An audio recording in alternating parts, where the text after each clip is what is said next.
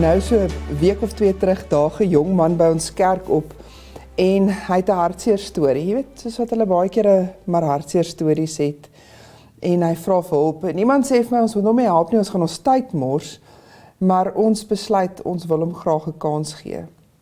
Ons het vir hom koffie gegee, mense het met hom 'n bietjie gesels, ietsie te ete, en toe sê ons vir hom, as hy die skorrelgoed vir ons was, dan sal ons vir hom 'n R100 of R200 gee. En ons nooi hom toe nou uit om die volgende week terug te kom, en dan kan hy dieselfde doen. En hy is daar weg met 'n sak vol geld en klere uit ons winkeltjie uit, en dit alles net om die Dinsdag agter te kom, hy het met 'n paar goed weggeloop. En hy het nooit weer teruggekom nie. En onmiddellik het ons dit gehoor, ons het julle mos gesê. Ken jy daardie gevoel? Daardie gevoel waar iemand jou misbruik het en waar jy voel jy is verneek, jy's gebruik, en jy voel sommer dom dat jy daarvoor geval het. Miskien was dit iemand in jou geval wat by jou voordeur opgedaag het, of selfs 'n familielid of 'n vriend selfs. Iemand vir wie jy gegee het en jy voel dit was te vergeefs. Barmhartigheid maak ons altyd oop vir seer kry. Nou, ek wil jou vra om vir 'n oomblik net aan daardie gedagte vas te hou, want ek wil, voor ons verder gaan, eers vir jou 'n vraag vra. Ek wil vir jou vra, hoekom is jy 'n Christen? Maar dit nie te vinnig antwoord nie. Dink 'n bietjie mooi daaroor. Hoekom is jy 'n Christen? Nou, ek dink die meeste van ons, as ons eerlik is met onsself, sal ons moet erken, ons is 'n Christen, omdat ons 'n Christen gebore is. Jy weet, vir dieselfde rede, as jy in 'n moslimhuis gebore was, was jy waarskynlik 'n moslim. As jy in 'n Joodse huis gebore was, 'n Jood, of hoe dit ook al sy. Ons geloof begin nie met 'n intellektuele keuse nie. Dit begin by die wieg en 'n ouma en 'n kerk op 'n Sondag. Maar hier is my tweede vraag, en hierdie vraag wat ek jou nou gaan vra, is belangriker as die vorige ene. Hoekom bly jy 'n Christen? Want bly is 'n keuse. Dis 'n keuse wat jy elke dag maak. Veral op die dae wanneer dit moeilik is. Veral op die dae wanneer jy te doen het met 'n jong man wat by jou steel en jy voel jy leef jou geloof uit, en dan voel jy daarna soos 'n dwaas. Vir my, as jy my sou vra, wat is die rede dat ek bly? Dan is my antwoord, omdat Jesus vir my sin maak. Nou, dit is nie altyd 'n maklike sin maak nie. Dit is 'n sin wat partykeer regtig moeilik is, maar terselfdertyd is dit 'n sin wat tot in my diepste met my praat. Die wêreld wat Jesus vir ons kom wys het, die God wat hy aan ons kom bekendstel het, dit is iets wat vir my sin maak, dit pas, dit klik met wie ek is. Diep in my binneste weet ek, hierdie is hoe dinge veronderstel is om te wees. En ek dink die bergrede wys hierdie wêreld van Jesus vir ons op 'n wonderlike manier, op 'n ongelooflike manier.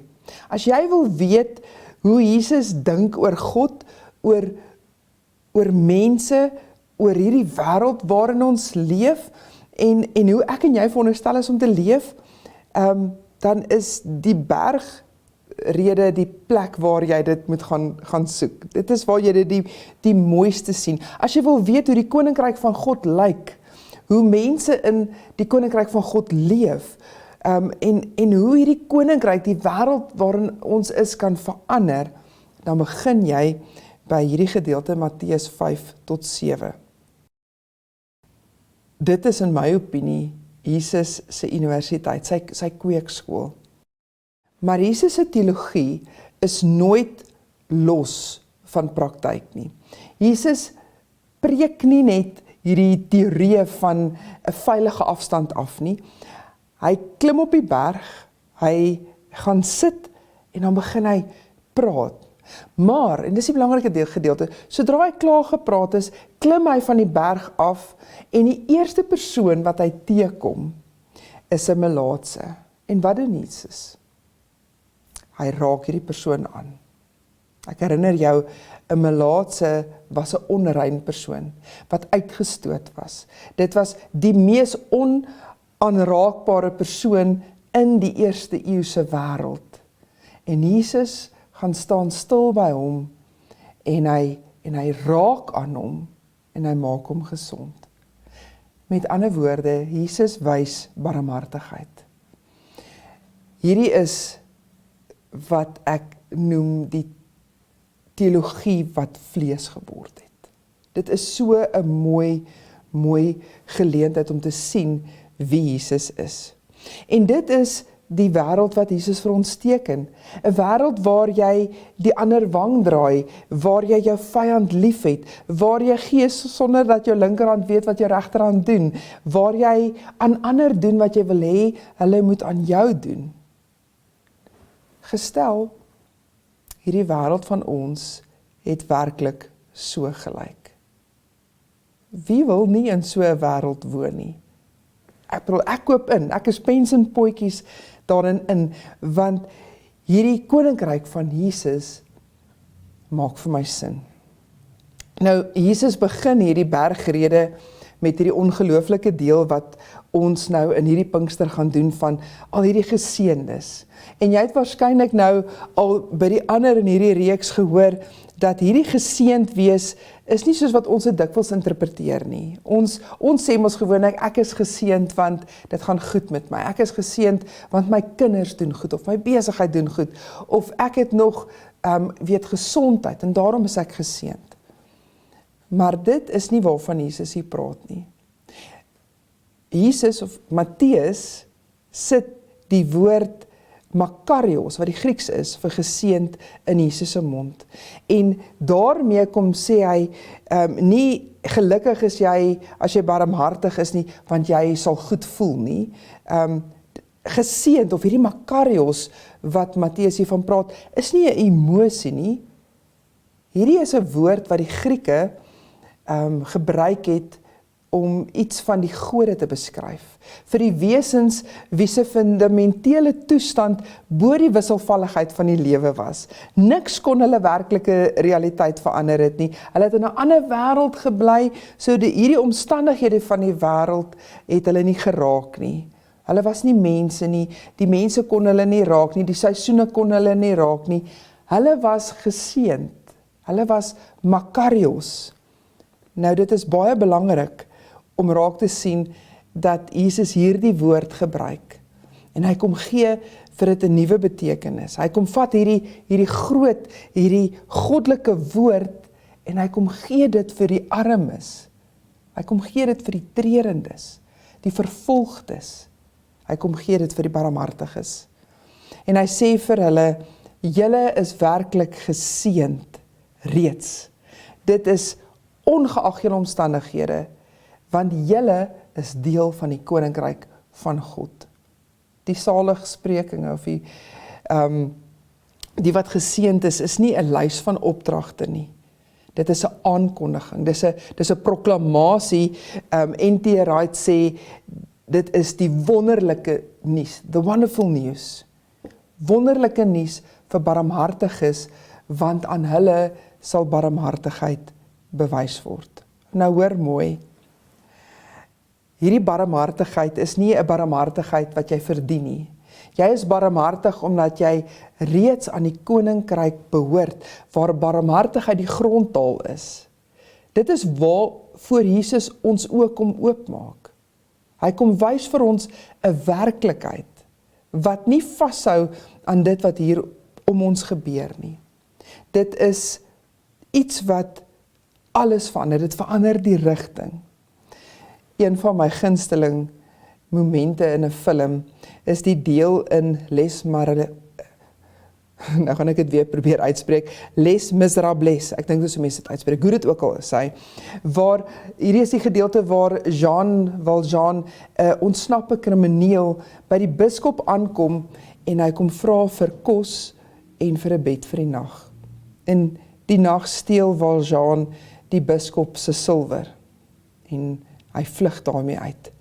Die polisie vang hom, bring hom terug en in teorie beteken dit dat dit is verby met hom. Maar die biskop kyk na hom en hy sê vir hom, my vriend, jy het nie die kandelare onthou nie, jy het vergeet om dit in te pak. Ek het hierdie silwer ook vir jou gegee. Die biskop weet, Valjean verdien nie genade nie. Hy verdien definitief nie nog ekstra silwer nie. Maar die biskop gee dit in elk geval. En in hierdie een oomblik, in hierdie een daad van onverdiende barmhartigheid, verander hy die koers van 'n man se lewe. Nie dadelik nie, nie netjies nie, maar daar's 'n saad wat geplant is. Ek en jy plant ook soms sade in die grond wat ons nooit self sal sien groei nie. Maar ons moet aanhou plant, want ons doen dit nie sodat ons kan beter voel nie. Ons doen dit want dit is God se manier van doen. Dit is God se koninkryk. En ek en jy het God se barmhartigheid beleef. Die Hebreëse woord vir barmhartigheid is chesed. Dit is een van die rykste, diepste, swaarste woorde in die Bybel.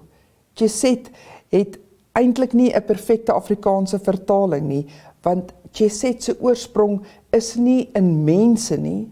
Dis nie in mense gedrag nie. Chesed se oorsprong is van God self af. Dit is nie net 'n gewone barmhartigheid of liefdadigheidswerk nie. Chesed is 'n keuse om in 'n verbondsverhouding te bly en saam met iemand te wees, selfs wanneer jy dit nie hoef te doen nie. Hoor dit mooi. Chesed, barmhartigheid in ons teks, is om in 'n verbondsverhouding te bly met iemand, selfs al hoef jy dit nie te doen nie. Dis met ander woorde nie 'n gevoel nie, dit is 'n besluit wat uit die karakter van God vloei. Psalm 136 herhaal dit 26 keer agter mekaar. Hy sê, chesed, duur tot in ewigheid.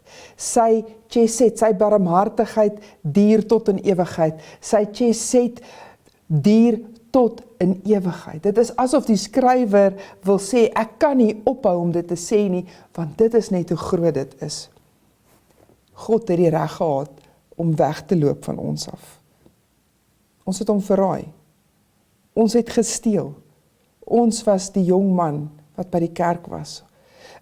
Ons het verkeerde dinge gedoen. Maar God het gekies om te bly staan. Dit is ware barmhartigheid. Dit is chesed. En Jesus, wat self die vleesgemaakte barmhartigheid, die vleesgemaakte chesed van God is, klim van daai berg af, nadat hy hierdie mense voor hom geleer het, en hy raak 'n melaatse aan. Dit is wie God is. Maar God wys ook hiermee vir ons wie ons is. Dit is ons identiteit. Ons wys nie barmhartigheid sodat ons waardeer kan word nie. Ons wys nie barmhartigheid omdat dit ons goed laat voel nie. Ons sê gewoonlik dis beter om te gee as om te vang, maar dit gaan oor hoe dit vir ons voel. Dit is nie hoekom ons dit doen nie. Ons doen dit nie oor dat die ander persoon dit verdien nie. Ons is barmhartig omdat dit is wie ons in Christus is. Ons bewys barmhartigheid omdat ons self chesed ontvang het wat ons nooit verdien het nie. Ons is met ander woorde nie die bron nie. Ons is die kanaal en dit verander die vraag. Die vraag is nie meer, verdien hierdie persoon my barmhartigheid nie? Die vraag is, het ek barmhartigheid van God af ontvang? Het ek chesed ontvang toe ek het nie verdien het nie? En as jou antwoord ja is, en as ons wil eerlik wees, is die antwoord vir ons almal ja, dan weet ons wat ons moet doen. Barmhartigheid wat net vloei na mense wat dit verdien is 'n beloning. Chesed is nie 'n beloning nie. Chesed is die taal van die koninkryk. Chesed vloei juis waar dit nie verdien word nie. Want dit is waar God altyd was met ons. Amen. Ek wil jou uitnooi om saam met my te bid. Here Jesus, wat 'n ongelooflike voorreg is dit om net weer eens herinner te word aan hoe lief U ons is. Here, dat U vir ons barmhartigheid bewys het. Al het ons dit nie verdien nie. Here, dat U kies om in 'n verbondsverhouding met ons te wees, chesed. Dat U kies om daar te wees waar ons is. Here, help ons om in hierdie koninkryk van U te leef. Here, help ons om U koninkryk raak te sien en om te kies elke dag om te leef waar U wil hê ons moet leef. Here, help ons dat ons hande sal vat waar U wil hê ons hande moet vat, dat ons voete sal loop waar U wil hê ons moet gaan, Here, dat ons die nood rondom ons sal raak sien en dat ons nooit, maar ooit sal ophou om barmhartigheid uit te leef nie. Nie oor dat die ander persoon dit verdien nie, maar Here, omdat ons dit klaar by U ontvang het, omdat ons dit klaar van U af beleef het. En Here, help ons om in te koop in hierdie wêreld wat U vir ons kom wys. Dit help ons dat ons sal inkoop in die koninkryk en dat ons as gemeentes hier in Alberton voortdurend sal bly kies om in hierdie wêreld van U te leef. Ons vra dit in die naam van ons Here Jesus Christus alleen. Amen.